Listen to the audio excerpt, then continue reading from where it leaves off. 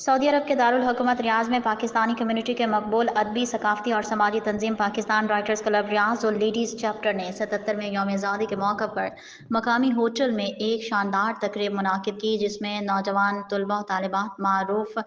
मर्दो ख़वातीन की बड़ी तादाद ने मिली जोश और जज्बे के साथ शिरकत की। तकरीब की सदारत क्लब के सदर इंजीनियर नवीदुर रहमान ने की, जबकि मेहमान खसूसी जद्दा से खसूसी दावत पर आए हुए मारूफ सीनियर सहाफ़ी सैयद मुसर्रत खलील थे। उन्होंने अपने खिताब में यौम आज़ादी की मुबारकबाद पेश की और कहा कि आज के दिन हमें आज़ादी की नेमत पर अल्लाह ताला का शुक्र अदा करते हुए अहद करना चाहिए कि हम अपने वतन की आज़ादी और तरक्की और कामयाबी बरकरार रखते हुए इस्लामी तालीमात कायद आज़म और अल्लामा मोहम्मद इकबाल के ख्वाबों के मुताबिक अजीम तर बनाएंगे।